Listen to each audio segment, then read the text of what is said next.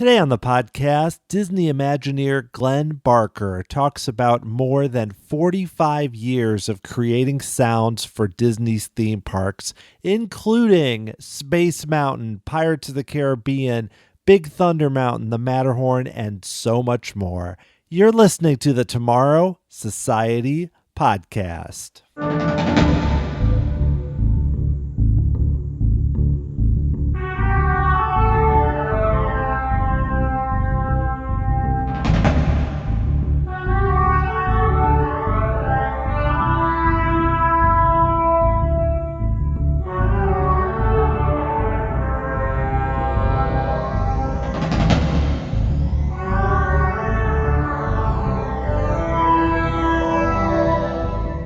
Thanks for joining me here on episode 84 of the Tomorrow Society podcast. I am your host, Dan Heaton. I'm reminded every day about how little I really know about how theme park attractions really come together and how they work. I can read books about the subject, I talk to experts in the field, but still, what I know is a minute amount of actually what goes into making these attractions tick, which makes it so exciting for me when I talk to someone who's an expert in their field. And that's definitely the case with Glenn Barker. Glenn is a master of sound design and creating media for the parks. He worked in Imagineering for more than 45 years and has been involved in so many key achievements in sound at the parks. There are a few examples during this conversation which blew my mind. First is when he talks about onboard audio at Space Mountain and what it took to put that together, which is mind-blowing given the technology at the time when it was created. Another is when he talks about Pirates of the Caribbean and the way that sound was put together as an example of just the different challenges and approaches you can take to make an immersive theme park attraction that really ticks. And those are just a few examples of many during this podcast. We talk about Glenn's background and how he got involved working at Disney and what he's worked on. But what really made it click for me was the information, the background on how sound really comes together. Glenn could give a master class on how to create sound at theme parks, and it was really fun to talk with him and learn just a bit about what he does and his expertise in this subject. Before I get to talking with Glenn, I did want to give a quick shout out to my latest member of the Tomorrow Society, Elizabeth, who joined last month. If you'd like to learn more about how to help support the show and receive some really cool perks like access to the monthly Tomorrow Society Bulletin podcast, which is an additional show where I talk about some themes in terms of the parks and more recent news and my thoughts on that, you can go to tomorrowsociety.com/member. I feel really fortunate that I was able to talk to Glenn for this amount of time.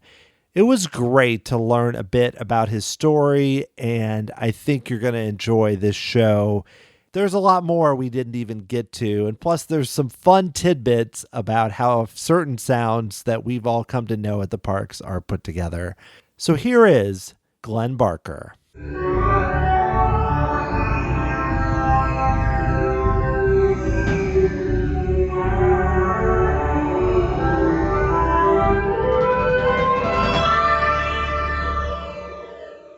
When you were younger, before you even started working at Disney or anything, how did you get interested in Disneyland or even in Disney itself?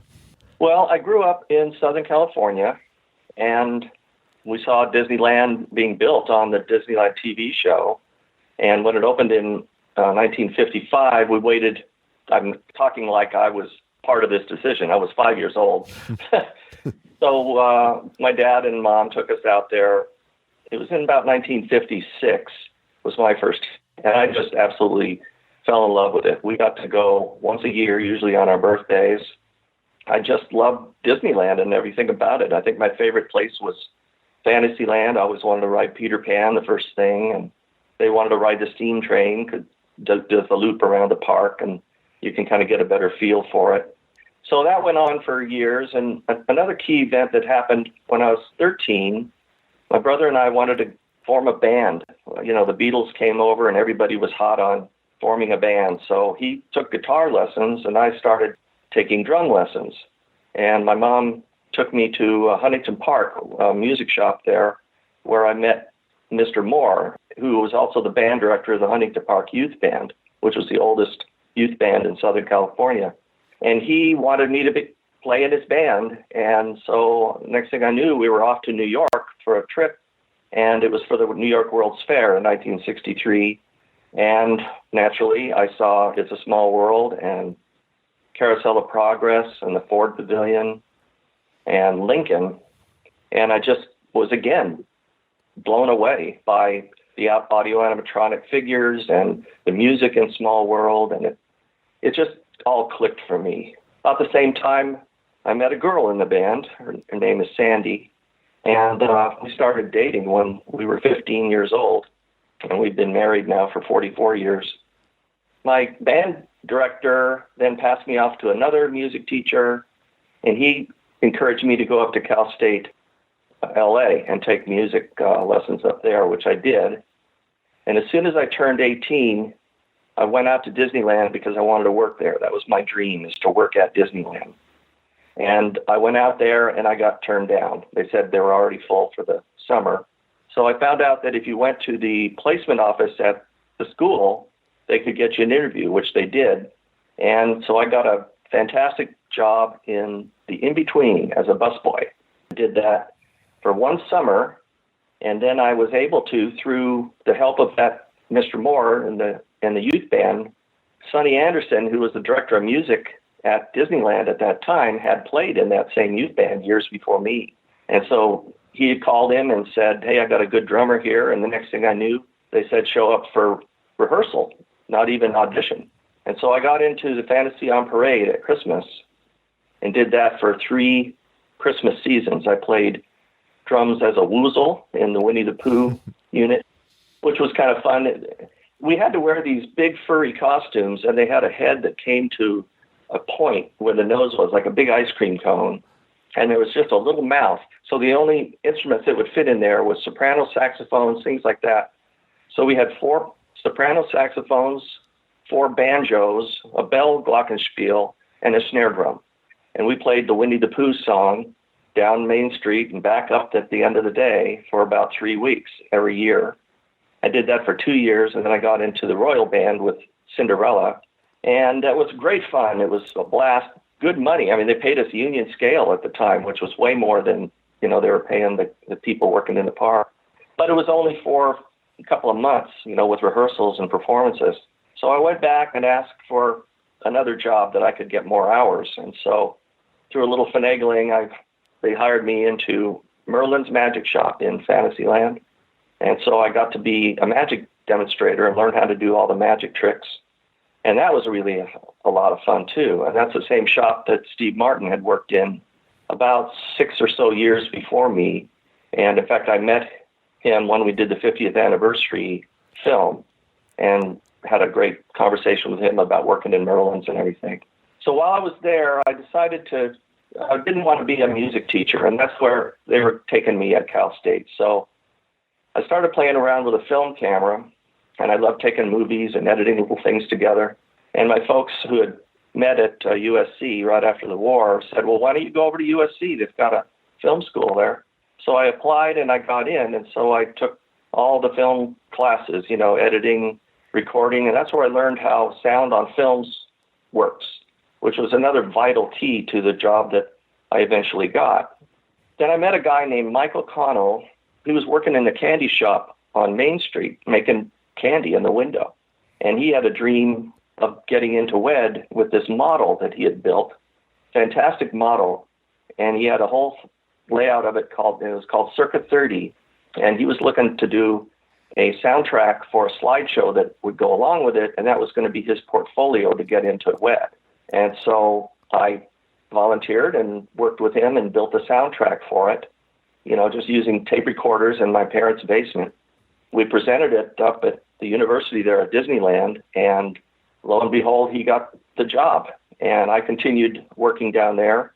When I almost graduated, about a month I had to go before I graduated, he called me, woke me up one morning, and he said, "I think there's a job up here if you want it."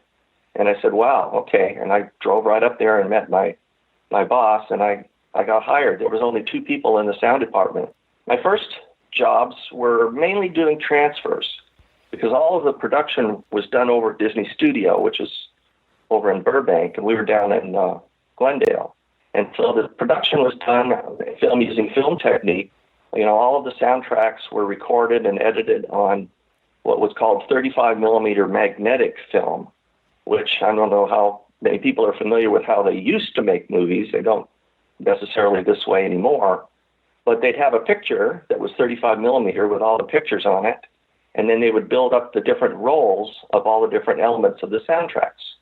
So you'd have music, you'd have dialogue, you'd have sound effects, and a lot of times you'd have multiple rolls with different sound effects on it, different layers of music, and they'd synchronize all of these things because they had sprocket holes in them, and they were able to run the picture along with all of these, they call them dummies, which were just playback machines that would roll right along. You put a start mark on each one and thread it up and then start them all, and they'd all go together. It was like quite a operation to see these working. Anyway, that's how they would make the shows, and then they would deliver the masters over to us, and then we would transfer those onto the format that actually played back in the park. And a lot of times we use 1/4-inch tape, or we would use for a multi-track show like Lincoln, which was the first one I worked on. I was only there a month, and they said, "Okay, we need to install Lincoln." And so I would take these master tracks and put them up on these machines and transfer them, patch it all up into a 1-inch tape that had 14 channels of audio on it, and everything was, routed to the different speaker in the playback in the theater there. I would make those tapes, and then they would wear out because tape wore out. They would last maybe a month, and I'd get a call, "Oh, we need 3 Bear Band tapes, or we need 3 Small World tapes." And so that was my main job, was putting those together.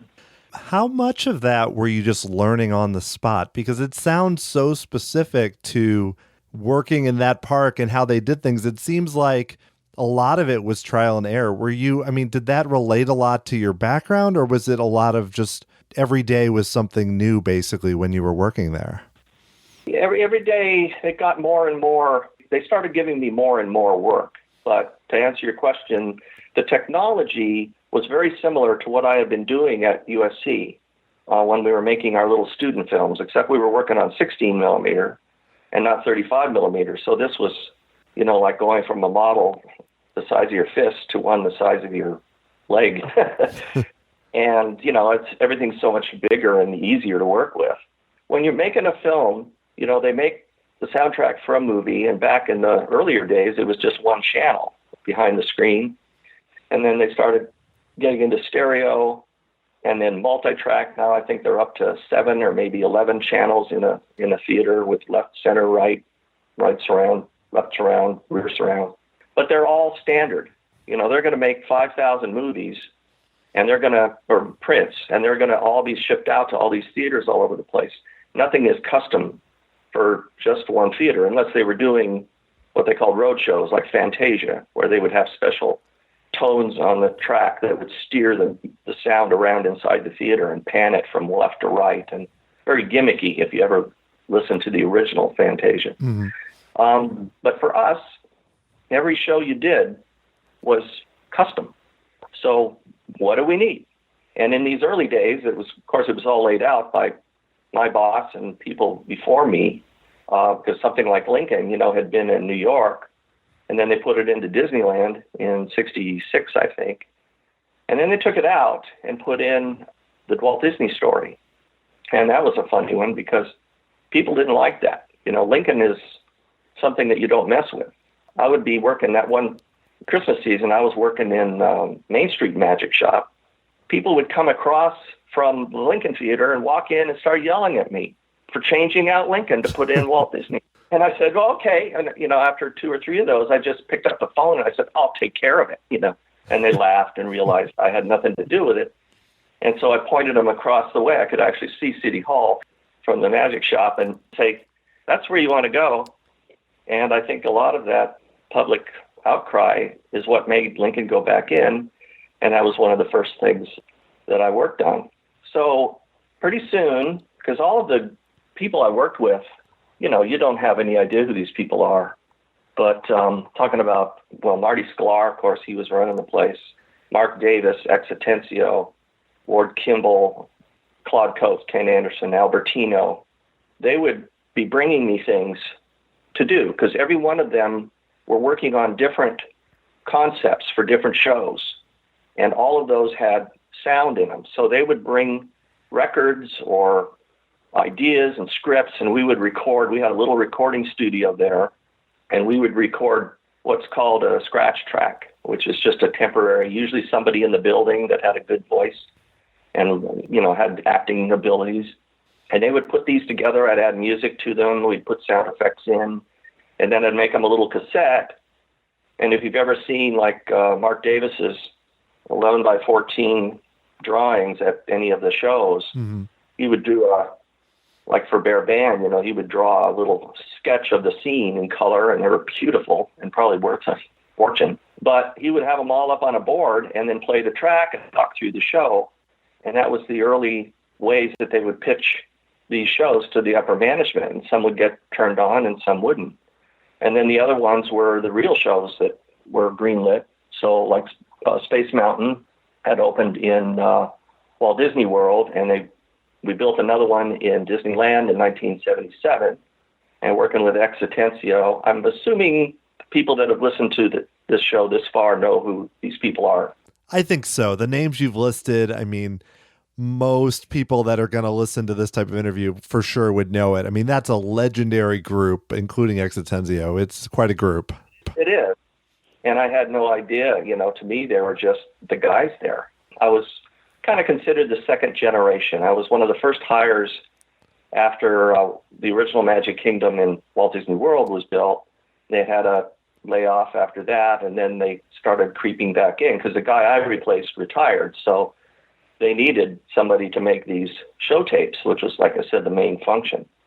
And then they liked what I was doing, and so they kept bringing me things, and pretty soon I did the sound effects for Space Mountain. And one of them, X, was so much fun. He would just say, have fun with it, you know, and then he'd come back and listen. So one of the tracks that I thought was kind of funny was there was a meteor shower in one of the upper lifts. And so I thought, well, let me try something. So I went in the booth and took a microphone and just went, made all these sounds. And then I pitched them up and down. We could do that, and I could echo them and make them play backwards and combine them. And I put it all together just as a test. And X comes in and he listens to it and he says, perfect, it's done.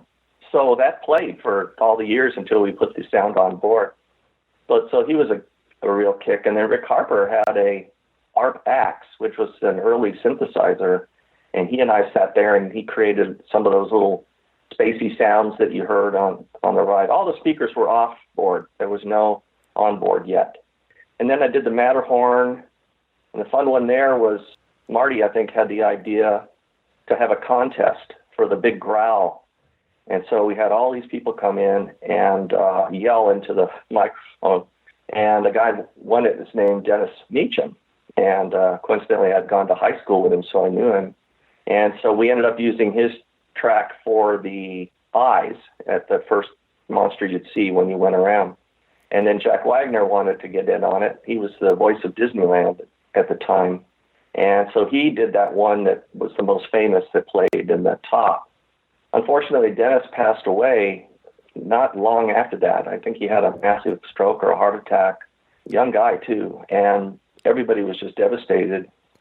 And that's where, if you've ever been to WED, Imagineering, WDI, the Big D restaurant, everybody thinks it stands for Disney. No, it stands for Dennis. Then later, well, I did the growls, actually. There's a grumbling growl at the base of the Matterhorn where you hear kind of a sound. That's pretty good. These are all copyrighted, you know. I won't use that. You can. But I slowed it down, and we added reverb to it and all of that. And that one's still there. When we put the new snowman in, we decided to go with something different because it's a totally different figure. So the creative, these aren't my decisions. I want you to understand there's a whole team of people, a lot of creative leaders that all come in with their ideas and things. So we've made the one that's there now. But if you listen to it really carefully, it does have a hint of the one that Jack Wagner did, and it has some stuff that 2 or 3 of us did. Humongous speakers in there. It was really hard to get that loud enough. When we first did the first one, I remember they blew up the speakers constantly. And so they finally put in a huge amplifier and speaker system, and I went up to test it, and that's when the holes were there where the Skyway went through. And so we played it. I went, holy, finally. And I said, let's back it off. I think we finally got the system that can handle this. Later, I was having lunch over in New Orleans Square, and somebody says, what was that loud sound I heard come out of Big Thunder? And I laughed. I said, that came out of the Matterhorn. So it was that loud. When you're doing sounds like that for the Matterhorn or even Space Mountain with sound effects, those rides, especially before it was on board with Space Mountain, the attraction is pretty loud. Like, the vehicles they have a sound to it and such. Is that a challenge to find, like you mentioned, the sound effects that can play over that without just blasting our ears out? Well, the thing is with the original Space Mountain, the only sound that was on the ride, not on the vehicles, but played for the ride, other than the cue line and the engine, and the safety spiel. But the only sound was as you're going up the lift. There's A lift, and then you go straight for a bit, and then you go up B lift, and then C lift is around. And by the time you're into the gravity portion, there was no soundtrack at all until you came into the re-entry. Then we had a series of speakers that played it was actually a jet airplane backwards. So it would go, and then you'd hear boom, the sonic boom. So until we put the sound on board, we didn't have it. So to answer your question, if you had tried to, you would have been blowing people's ears off probably because the ride systems are so loud. And that's one of the challenges of doing, the sound on some of these things, especially the roller coasters. Right. So, yeah. And I know you also worked on, I know I kind of cut off the middle there, but for Big Thunder, you did a lot of the soundtrack for that. And I know that one, I feel like the sound effects set the mood so well. So could you talk a little bit about how that worked out for you? Sure. There again, the design was to have sounds in the queue. There's background music in the queue, Western style music, and then safety spiel, Dallas McKinnon, here's our wildest ride in the wilderness. It wasn't intended to play, well, there's a few tracks that play, like as you first go into it, there's a little whistle. And then when you go in the back cave, there's bat sounds. But the sounds that you hear when you're in the queue, especially that lower part where you're kind of weaving through the rockwork there, are intended to play to the queue. So the train sounds, where you hear the train going around the Spiral Butte or Trestle 6 to 7, which is on the left side over there, those are all speakers aimed out. So again, we're not trying to fight with the noise of the ride for the people on the ride. And I created all of those just using, like I had a bucket, and the squeaks when you're going up the, in that day there was an earthquake. So yes, there was a big subwoofers in there for that. But again, you're going up a lift, and even though there was a chain, we could, with those low frequency speakers, we could overpower at least the chain. I mean, you wouldn't want to stay in there very long. Let me put it that way. I made some of those with breaking sticks and then slowing it down so it sounded like a big timber. We had just moved into a 1927 house in Burbank that had one of these old Akifa Merritt stoves. And I noticed when you pulled out the oven thing, it made this hideous screech. And I said, ooh. So I took those pans out and took them in and recorded that as that screech. You hear it crack and it goes, eh. And Kim Irvine, you know who Kim Irvine is? Oh, yes. She's still working at Disneyland, too. She's still down there. She ended up with that stove. and loves to tell the story about how I made Big Thunder soundtracks with that stove. And I remember another funny thing. Well, it wasn't so funny for this guy, but there was a security guard walking around up there on the track, and we were testing those sounds for the first time, and, coming out of there. And later on, this guy says, "Were you guys doing that?" And I said, "Yeah." And he says, "Man, I almost jumped off the track. I thought a real train was coming." So I said, "Oh, that just tells me it worked." We're doing those kinds of shows and making show tapes. And we started getting ready to build Epcot. And there was a guy named Randy Bright who was working at Disney World, and he came back out. And I worked on a number of presentations with him, and we put together slideshows where I'd make a soundtrack, and then they would have slides of all the different ideas for the different World Showcase Billions and Future World, and that eventually became a movie that they took to New York and had all the models set up there, I think in the NBC Studios or RCA, one of them, and that's where they, pitched all that to the sponsors, and so we were starting to gear up. That's when we added video to the department, and it became audio video. And that's about the time I started as manager. Video was kind of interesting because anything that was supposed to be video was all on film. For instance, the mission to Mars, if you're old enough to remember that one. Yeah. You'd fly to Mars, but you'd be looking at a movie, and there was maybe dirt on the film, and it's gone by, and all those monitors in the pre-show there with Mr. Johnson were all rear screen film projectors. And so we wanted to get video into the park somehow. And so we convinced the company that we ought to get this. Plus, we could also use it for presentations. And, they'd build a model, but you'd have to really get down on your knees or something to see it. So we could get these little lipstick cameras and move them through the model and give you a real guest side view of what the model was going to look like. So video was really hitting it. We would make laser discs, send out tapes and have laser discs made and put those in the park. And a lot of those went into Epcot for a lot of the interactive things. So video became a pretty important part. A guy named Rich Barnes, who worked in Florida, he came out and he became my supervisor in the video production. By the way, the very first use of video in the park was at Disneyland, and it was a trailer for Black Hole. There used to be a ramp there. Now you have to walk up the stairs, but it used to be a moving ramp, and it was monitors above that were playing a trailer for the Black Hole. So that if anybody asked you, that was the very first video that ever played in, I believe, any theme park. That played off of a 3/4-inch tape with a shuttle system, what they call, where one tape would play for an hour or whatever and then hit the end, and then the other machine would start, and then the first one would rewind. That's the way all of the playback machines worked in New York. They had these shuttles. If you've ever seen, there's a TV show, I think it is, where Walt Disney's standing with Herb Taylor, and they're looking at the machines, and one of them's going, and then it stops, and then the other one starts.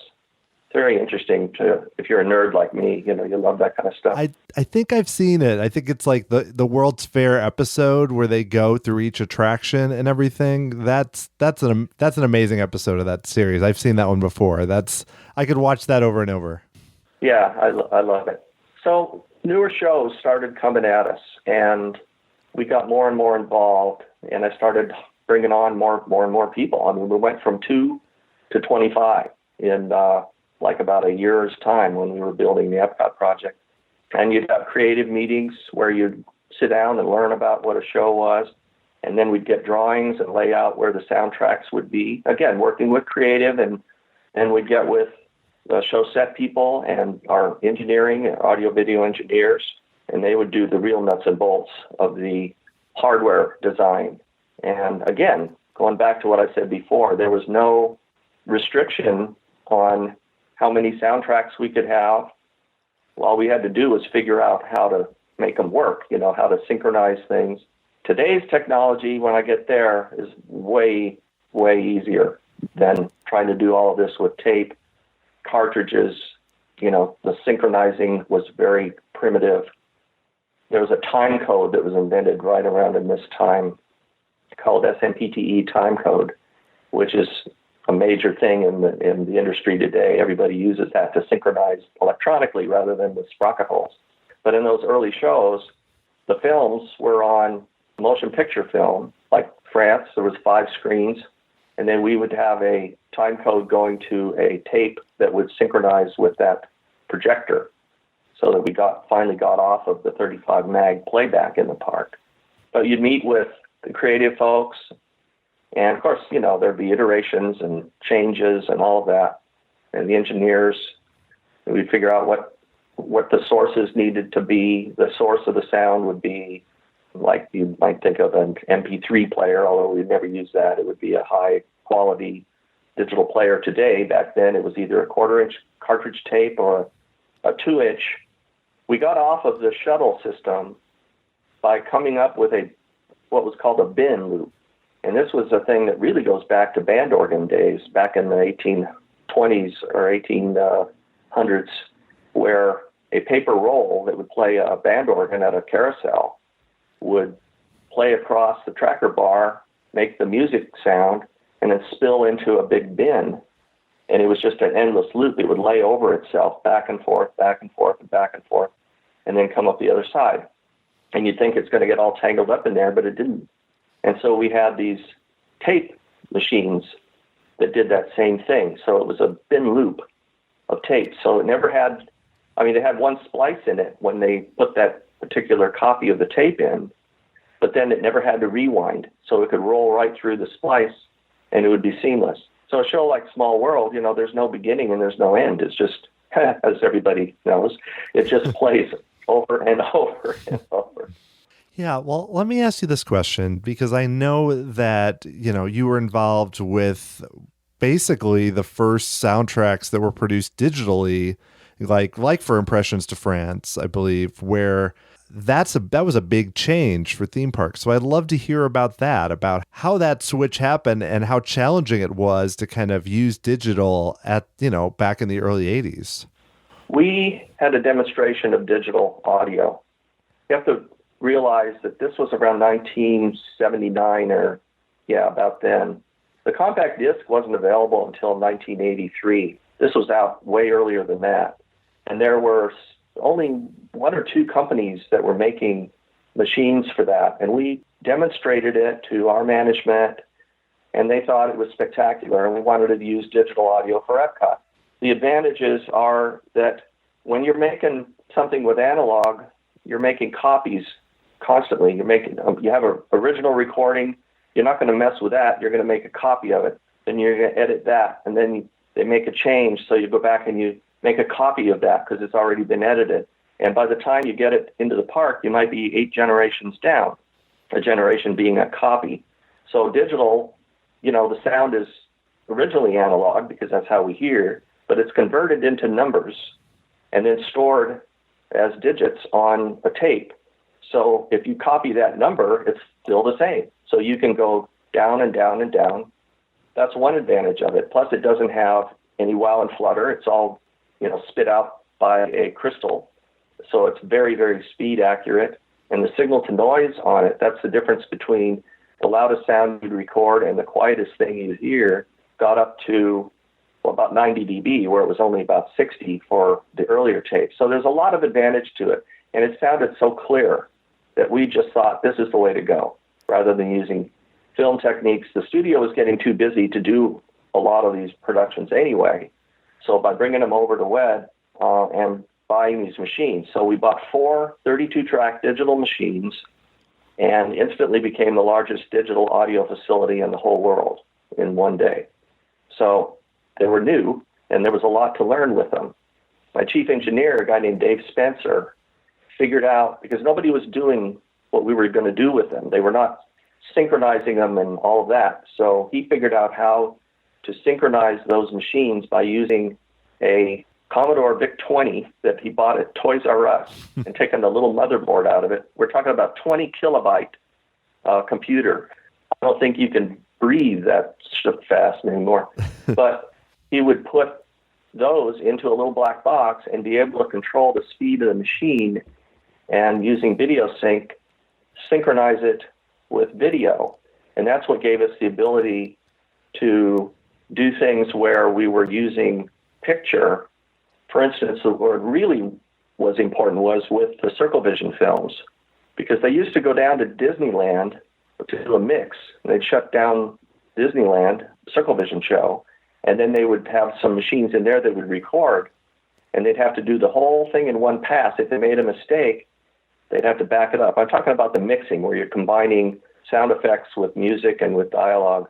So we wanted a system that we could have locally. So he came up with a 9-screen system that uses video projectors. We would take the films and transfer those to video, and then we could, with this technique he came up with, we could synchronize those videotapes to the sound machine. Of course, you're not using the videos in the park. That's just a reference so you can see what you're mixing. And so that was one of the advantages of it. And so every session we did, we insisted on using digital. There's a couple of them that I really think are really great. And one of them was Impressions de France. We decided to use the National Symphony Orchestra over in London at Abbey Road Studios, where the Beatles recorded.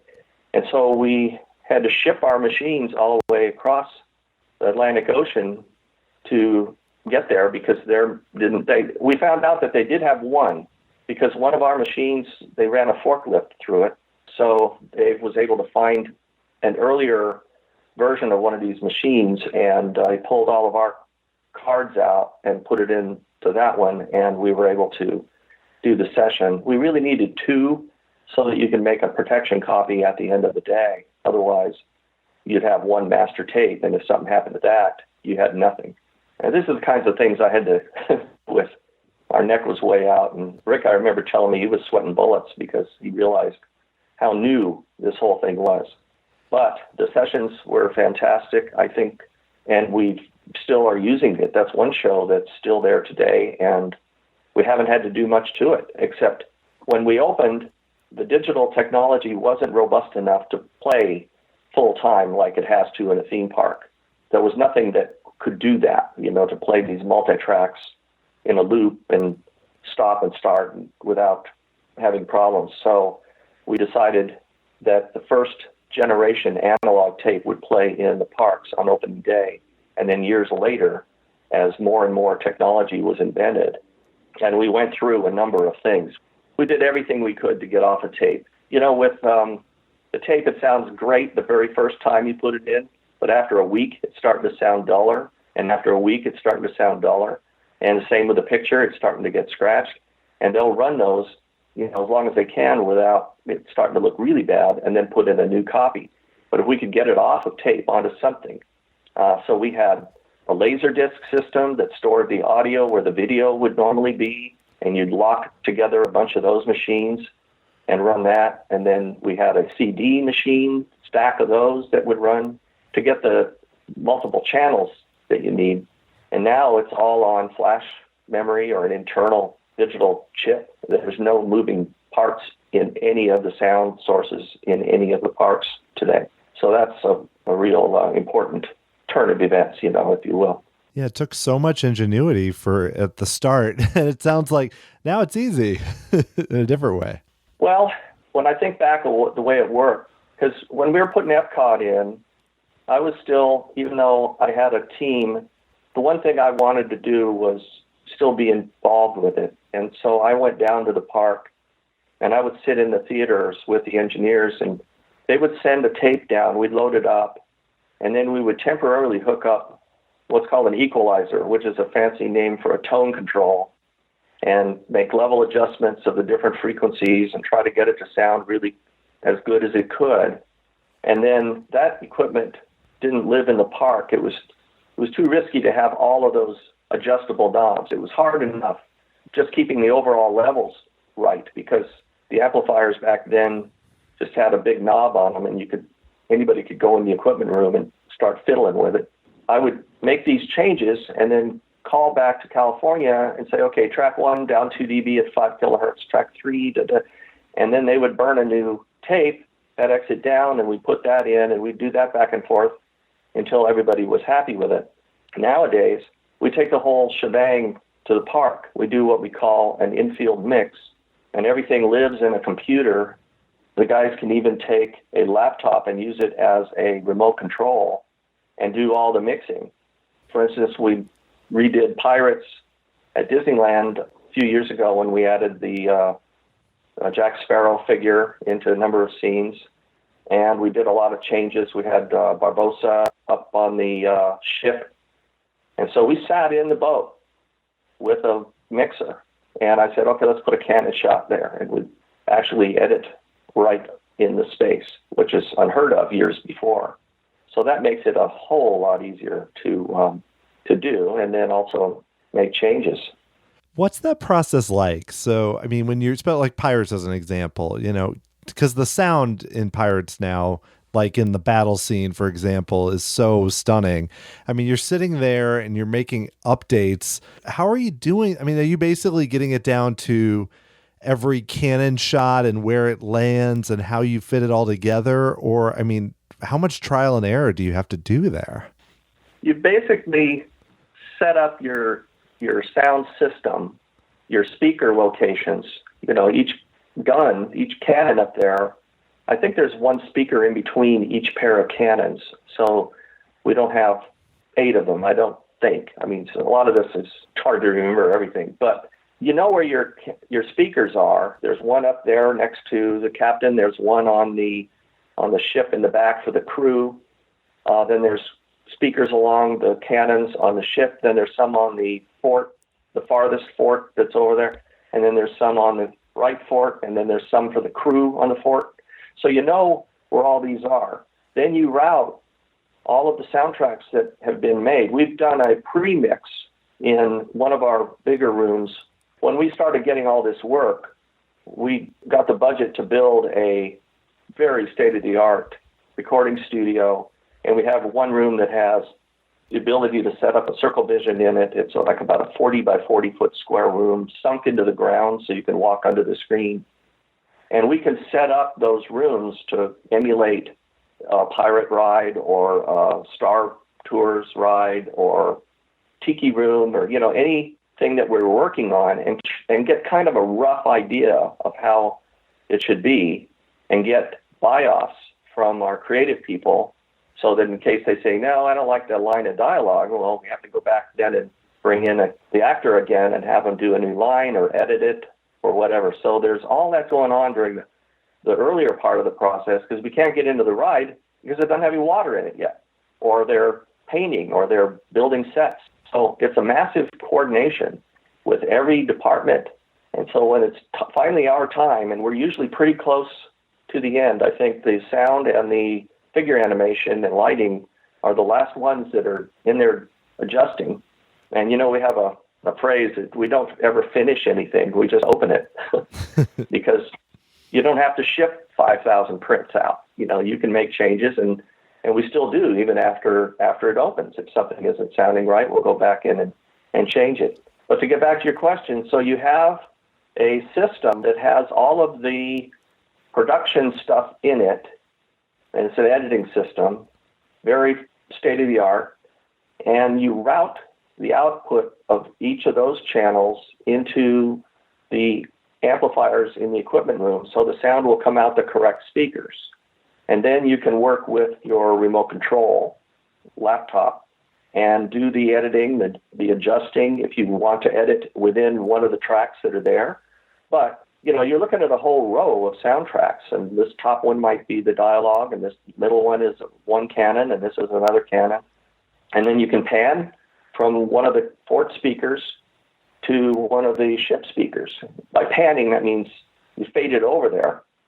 So it sounds like it goes boom, pow, and hits the other side.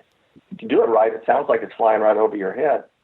So then once you think you got it pretty good, then you take those tracks and transfer them into the actual source playback equipment, plug it into the equipment room that is going to actually play it back forever and ever. And then you start writing it. And then we can still make level adjustments. We can still make equalization adjustments. The beauty of the park playback system is you can't do drastic changes to the track, like editing words out. but there's a routing computer that allows you to say, okay, you hear the dialogue coming out of that speaker. I want it to also come out of that one over there. Same track, but I want it coming out of two places. In the old days, they'd have to go in after we were done and cut wires and repatch and all of that. Now they just bring it up, and it's like doing if you will, a CAD drawing where you take the output on a screen of this channel, and now we're going to add a little mixer here, and boop, there's a little mixer with knobs on it on the computer screen, and you can set the levels on each channel of it and then route it into this other amplifier over here. I hope that's not too technical. No, it's fascinating. It's complicated, but still, it just gives me more appreciation for what goes into sounds and how we do things now, even with all the technology. And I think it leads well into onboard audio. I would love to know kind of how that's developed, or how that's basically becomes so important, or even back to when you just got it started. Well, the first one we did was Space Mountain, and that was in 1996. They wanted to try to put the sound on board. So first we wrote it with headphones on and playing little tape cassettes or something and seeing how that would work. So we came up, first they had to come up with the way we could do the hardware. They made a new vehicle. I think since then they've created a whole new version of the vehicle with better speakers in it. But the first ones, they kind of added a headrest that had this 2 speakers for each seat in it, so you had stereo. So now you say, okay, what are we going to use for the source? You're not going to put a little tape machine on there. So they came up with this little device called an LCU, which stand for Local Control Unit. And they were custom built by Disney. They were flash cards where you could store sound. Well, here's the problem. Since it's a gravity ride, once you leave that top lift, you're just falling until you get down to the bottom of it. And what that means is if you have a heavier vehicle, it's going to go faster. And if you have a lighter one, it's not going to go as fast. So this means you can't just play one track all the way through the whole thing, or it'll be way out of sync at the end. So you have to build it up in little chunks of audio that can overlap. And the device that you have on there, you can program, and then we put little sensors around the track and say, all right, when it gets to sensor 3, start sound number 2, fade out sound number 1 in 2 seconds. And then it would carry that sound until you got to the next sensor that you wanted to do something with. Or you could start a dialogue track as you're going up the lift. So everything is overlapping and it all mixes together on the ride. The trick of it was, okay, and how are we going to compose this music? So I said, well, we've got all the sensors laid out where we think they should be. And with that one, that was the version, well, everybody calls it the Dick Dale version, but Dick Dale just did the little sweeteners on the curves. The rest of it was done by Aaron Richard, and produced by Eddie Sato, and it was a version of the song Carnival of the Animals, if you're familiar with that piece. It's one of the first pieces that's in the France film, except played as a rock and roll version. So we decided, all right, we'd have this play, and then when we hit the curves, we wanted to have Dick Dale's guitar licks when you went around. So we put sensors on every curve, and then I had some special soundtracks, which was basically me saying numbers, and we put it on there, and I put a video camera and a microphone next to the speaker, and we rode that around. So when I hit a sensor, it would go 1, and then you'd go around again, and it would hit 2, and then 3, and it would go all the way around to about 27 of them. Then we could take that video back to the studio and the composer could work his composition against that video, and then we'd say, okay, we'll make a change there, or we'll add a guitar run on sensor number 4, or if the sensor wasn't where you wanted it, we could put a delay. We'd say, what's the earliest one before we want it? And then say, all right, at sensor number 4, wait 30 milliseconds, and then play. It's as if there's a conductor on there doing all this every time.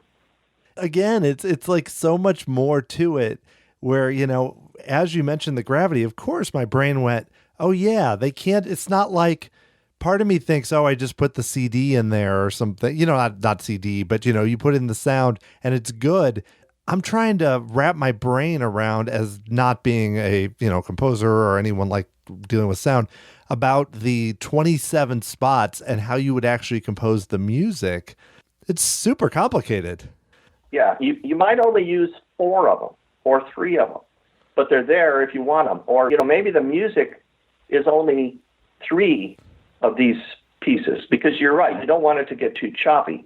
Now, what works best is if the music has some kind of a tail or a sustain, where it would go dun dun dun dun dun dun dun, bam, and then you'd hit the next one, like we did with the California Screamin'. If you remember, that track was when you got to the top. I'm talking about the original version.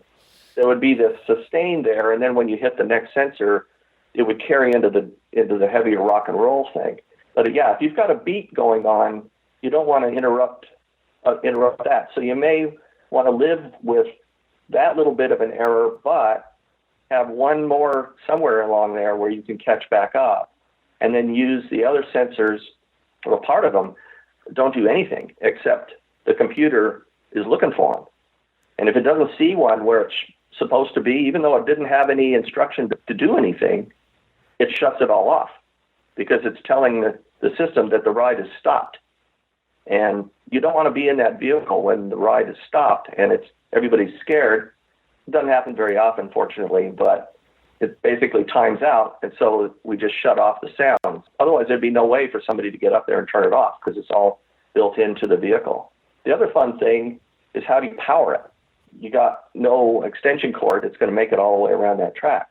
So we have these big capacitor banks on there that are like batteries, and the only time that you get to charge them is when you're coming through the unload. So as the vehicle comes in, it stops, and you'll see these big brass contacts that the vehicle goes against. It's getting charged for like 15 seconds, then it rolls a little more and it gets another 15 seconds, and then it rolls a little more and gets some more, and then it goes a little more and it gets some more, and that's enough for it to make it around 2 times before the sound will die on you.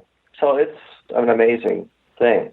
Then we got the request to put 2 shows on. They wanted to do, we replaced the Eddie Sotto version, Dick Dale version, with Michael Giacchino, which we call the classic version. And we did that one pretty much the same way. We had the video. Michael worked against that. I don't know if you know of Michael Aquino. Yeah. Giacchino. He did Up and Incredibles and Lost and other things. An amazing talent. I loved working with him. We had that on there, and then they wanted to do at night a different version. So we had to figure out how to do that. It's called the Rockin' Space Mountain, and that was with the Red Hot Chili Peppers. It was only on for one summer or something. So we figured out that we had enough memory on there, we could put 2 shows, and then they had a little off-board device. When the vehicle pulled up, right before it went off, it was told which show to play. So all they had to do was flip a switch in the tower, and it would play the other show. They had to spend more time with the lighting and stuff like that, during the changeover. But so now we still have, I think there's 3 shows on there. Well, Rockin' is gone, but now we have the classic show, the Michael Giacchino version, the Ghost Galaxy, which was the Halloween version, and then the new Hyperspace, which is kind of really cool. Have you seen that one? Have you been on that one? I've seen videos. When I've gone, it's been when the Michael Giacchino one has been playing, which I loved, but I haven't experienced in person. But I've heard it's amazing, the Hyperspace Mountain.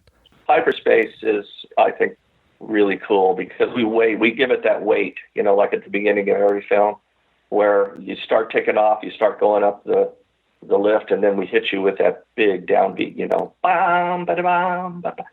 And everybody just goes, wow, that's really cool. But they're all good. Well, one night, the same night that we put Rockin' Space Mountain on there, we did that till about 2 a.m, and then we had to go over to California Screamin', and do the same thing there. So that was a long night. And it was raining. So we were out there riding this thing, adjusting sound in the rain. If you ever ride a roller coaster in the rain, they probably shut it off, but they didn't with us. you feel like you're being pelted with stinging bullets. Yeah, I've done it before. Anyway, that was a long night, but it's all for the show business.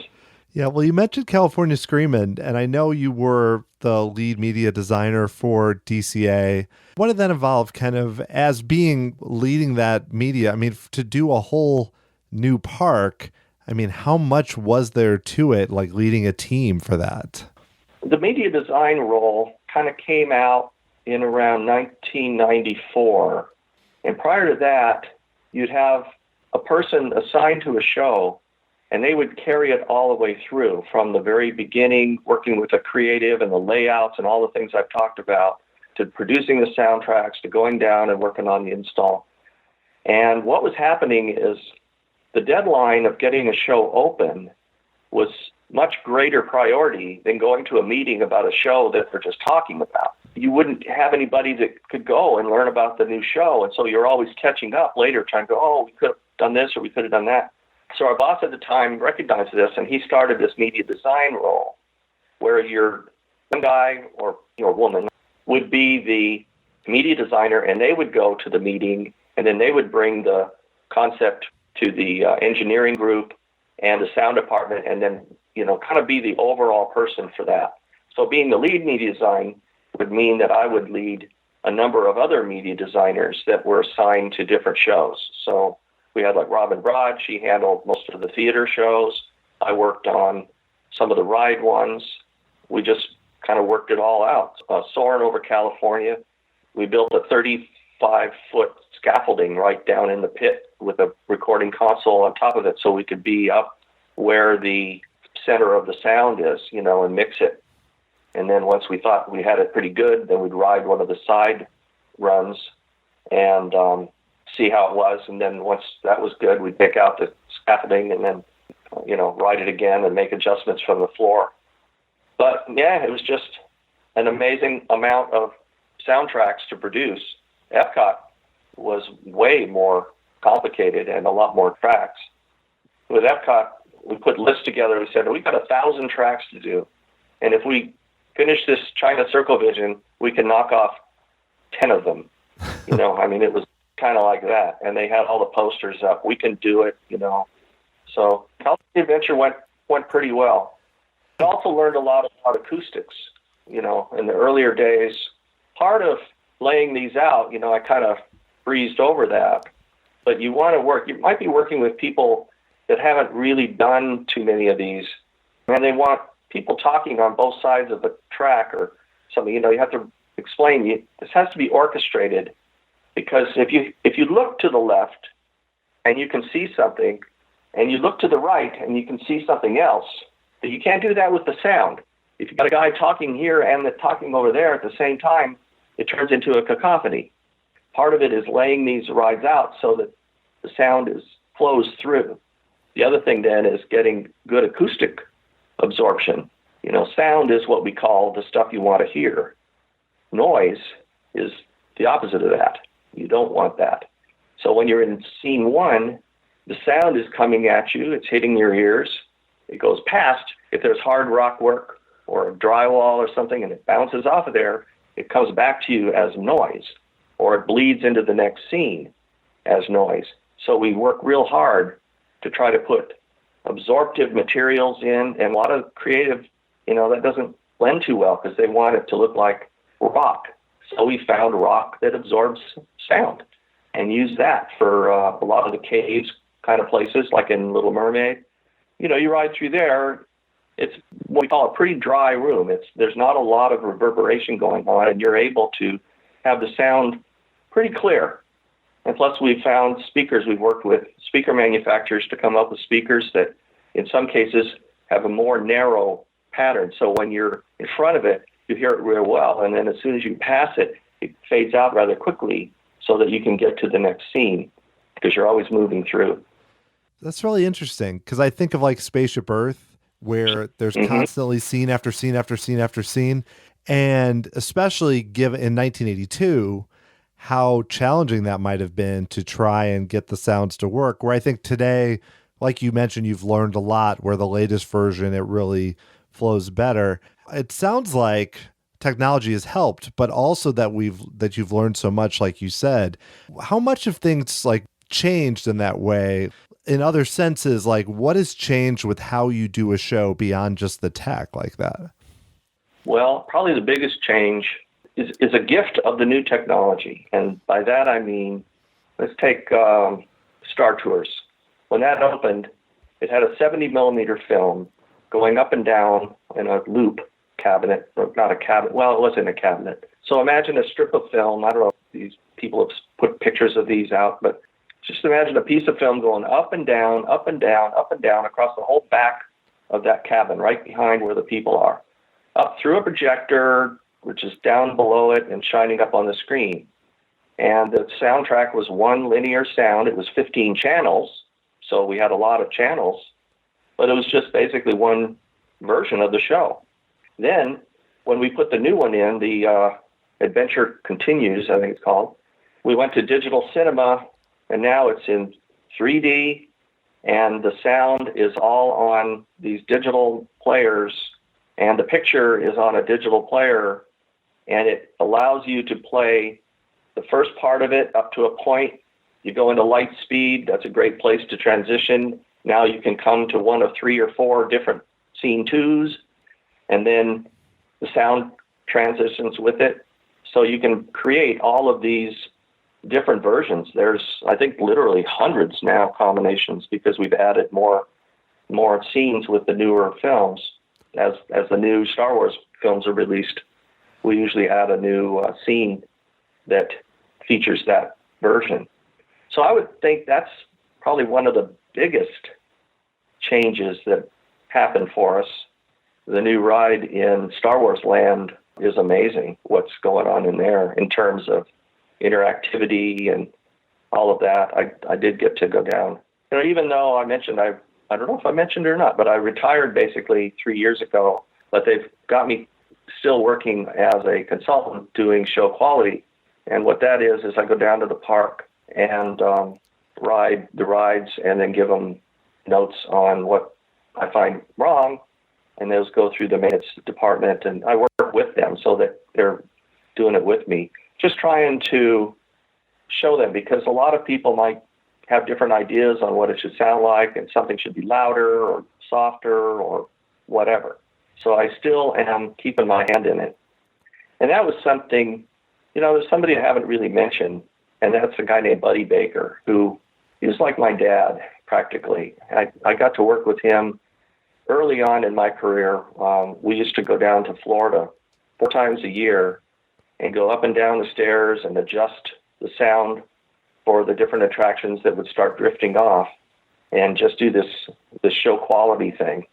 Buddy said that he actually started that when Walt Disney asked him to go down and check out Lincoln, because he said, there's something wrong with Lincoln. Can you go down there and check it? And so he drove down, and he says, yeah, it was a little out of balance, and so they touched it up, and now it's much better. Of course, Buddy, you know, did the score for that show, so you didn't want to argue with him.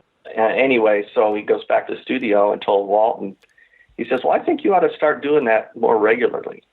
And I think that was the beginnings of what this show quality standards program has become. Now they have them, you know, lighting, there's animation, sound, all the different disciplines go through. And I try to get through 4 times a year and do half the parks one trip and then half the parks the other trip. And hopefully somebody will keep doing that, because it's kind of something you have to pass down. I'm sure everybody that would go through would have a different idea on what the show should sound like, or they don't notice something. You know, they're so close to it. Randy Bright used to have a thing called the glacier effect he'd talk about, whereas a glacier moves so slowly that you don't notice the change it's making. You come back a million years later and you go, wow, you know, look at that. Well, this is what happens to these attractions, is they just slowly change. The operators might not notice, and then pretty soon it's out of whack, or something goes, they can't hear one track, so they go and turn it up. Well, the problem really was that 3 tracks around it were too loud. So that's where you learn how it's supposed to be. and keep it that way. I think plus two with your experience. I mean, I'm glad that roles like that are in place because even as someone like as a guest, there are times when you go in, you go, something's a little bit off, but you can't always pinpoint what it is if something's not working right. We're having your background, it just, especially with sound, I mean, you're able to say, oh, okay, that track's, like you mentioned, too loud or too soft. It's great that that's done. And you mentioned Buddy Baker, who, I mean, I'm a big fan of a lot of the music that was in the first incarnation and a little after at Epcot Center, and he's all over that. So I can appreciate so much what he brought, and he really his hand was in so much of the great Disney music, either through arranging or writing. And so I hear a lot about him when I read things or when I talk to people that worked around this time. Well, the other one I mentioned, Impressions de France. The other one is American Adventure, and Buddy did the score for that. And we wanted to do it with the Philadelphia Orchestra. And they didn't have a recording studio in Philadelphia. They used the Academy of Music, which is actually a concert hall where Fantasia was recorded back in the 40s. So we shipped our machines back there, and Buddy and all of us went, and we set them up in their VIP room, which had probably millions of dollars worth of antique furniture. And they moved that all out. We set up our two machines, and we set up the recording console in there, and we started a rehearsal with them. And what happened was the rumble from the air conditioner was so loud that we were picking that up too much. And so we said, all right, we got to shut the air conditioner off. So we did. And Dave, the guy I mentioned earlier, says at one point, he says, Glenn, we got about 30 more minutes before the machines are going into thermal overload. And I went, uh-oh. So what do we do? Well, the director of the show came up with the best idea, Rick Rothschild. And that's kind of taken from Cousin Orville in the Carousel of Progress, you remember? Yeah. We went out and got 600 pounds of dry ice and some fans and put that behind the machines and blew cold air across the dry ice into the back of these tape recorders to bring the temperature down so that we could record. Otherwise, we would have been sunk. Then when after the first hour, we decided, okay, let's take a break, and we opened the door. We were playing it back, and all of the, we realized we were all hyperventilating. Well, it was from all the carbon dioxide coming off the dry ice. So we opened the doors, and then we started feeling better, and we started playing it, and all the orchestra wanted to come in and listen because they knew what we were doing with digital and everything. And we said, get out, this is our air, we need it, you know. That was a pretty amazing trip. But the sound, again, it's very good. I think it holds up to what they're doing these days, and that was, 30, 40 years ago now. The sound for that show, even, I visited when I was younger, and even now I know they've made some upgrades, but it drives the show because it really, you come out of it, it's a powerful show, and what the orchestra did really holds up. Yeah. And another good one is Hall of Presidents, the new version. I worked on putting that in, went to Memphis and recorded Morgan Freeman with Pam Fisher was the writer and the director of that, and Joel McNeely did the music. And I don't know if you've seen that version. I haven't seen it since they put Trump in, but when we put the Obama in, there are some moments in that show that are just very, very emotional. When they start talking about the Twin Towers and all of that, I never got tired of hearing Morgan's voice. He was just so good. Yeah, I have seen this. I have not seen it with Trump, but I have seen the Obama version, and that show. I always enjoyed that show, but that version it really expands it to a new level, I think. Well, something else I just wanted people to know is that I've spent a lot of precious time whenever we do a rehab on something like the Haunted Mansion, Pirates of the Caribbean, the Tiki Room, Small World. Since I had such a love of Disneyland, I wanted to make sure that we'd never lost the original recordings, the creative intent of the original shows. So when we would have an opportunity like Mansion, one year we put in all new speakers and made it sound so much better. But I took all of the tracks recorded them, reference copies right off of the machines that were playing them back in the park. So I had a really good reference of what was playing there. And then we would put that into our system and then go back. There was a guy named Ron Mortgat over at Disney Archives, Sound Archives, and he had a 7-year project to transfer all of the original masters to digital and then put them on these rolls that we could use. And so painstakingly going and finding, because the notes weren't that great, but you had the recordings, and that's what counts. So I'd find all the different music cues and lay them down against there. And so when we reopened the show, it was the same show, but just as if it was edited from the first generation of the recordings. And the real one that shined was It's a Small World. We did those tracks that were playing there were done by Bobby Hammock. Bobby was too busy to do all of those shows. So Bobby did those, and they were recorded and then mixed down to mono. I didn't realize that the original recordings were in multi-track, so there was kind of, you could do a stereo imaging thing with them. And we did a project that was a 4 or 5 disc CD set for the World's Fair. But we started pulling those out. A guy named Bruce Gordon, who wrote the Nickel Tour, he was a project lead on that. And so we started listening to all these things, and we got, holy Toledo, these tracks sound amazing. So we put a demo together that demonstrated what they could be versus what they were. And I played that for Kim Irvine and for some other people. And they gave us the money to go ahead and redo all of the sound system and the sources for Small World. And that's been used now in, I think, all of the parks except Paris. They did a new version for Paris. So I just wanted everybody to know that somebody cares enough to really take the time, because it would take hours I would take the stuff home and trying to read through all the documentation on it and figure out what tracks came from where and which versions. And, there's just thousands of takes on a lot of those things. But I feel really good about that. I feel good about leaving the parks in the condition they're in. The thing is, fans and guests, if they realize it or not, I mean, as a fan, I really appreciate, especially I feel like at Disneyland, the attention to detail and the care you describe, because even Small World, I even noticed this at Disney World recently. I'm like, the sound it's really sharp, which, I mean, that story you told just totally, gives credence to that, where I think, and same with like the changes that have been made to Haunted Mansion and to Pirates on both coasts, they don't sound like they were attractions that arrived 50 years ago. And I think what you described it's great to hear there's people, like yourself and others that care to do that. So it's wonderful. Yeah, we added, we constantly want to keep adding things and plussing it. And so you're probably familiar with the saga of the Hatbox Ghost. Yeah. And that's one that everybody wanted. And finally, a group of special effects guys came up with the pitch, and we got that in there. And so they wanted it to have a voice. So I did a little demo thing going, and that's in there. So I'm the Hatbox Ghost.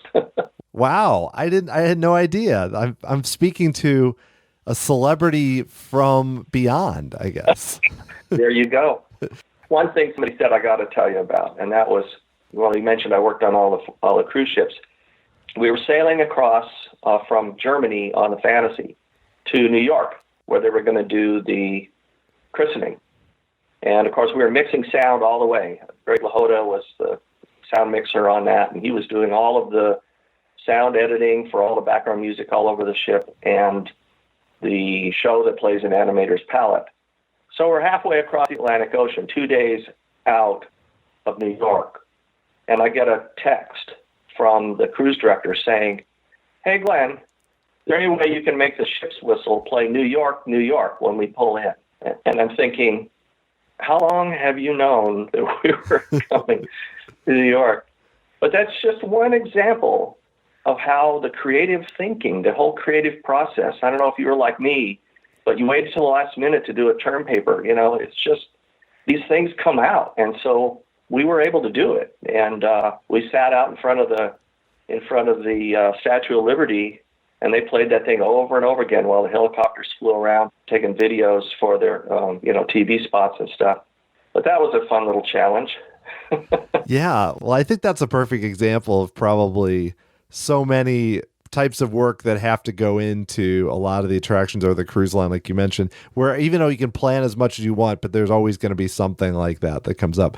Well, I mean, I could do this. I mean, I could talk to you for probably 10 hours and have more stories, but I think this is a good place to stop. But Glenn, thank you so much for being on the show. It's been so much fun to talk with you and cover at least a little bit of your career, and I've learned a lot too. So thanks so much.